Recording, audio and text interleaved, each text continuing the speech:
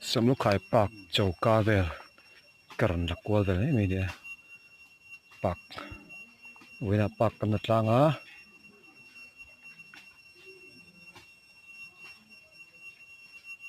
anh nuông khóc mấy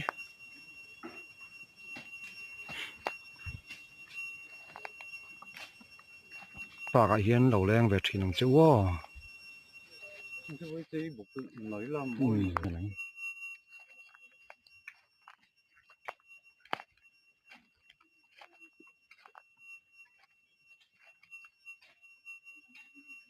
mỗi việc mà kia là xuân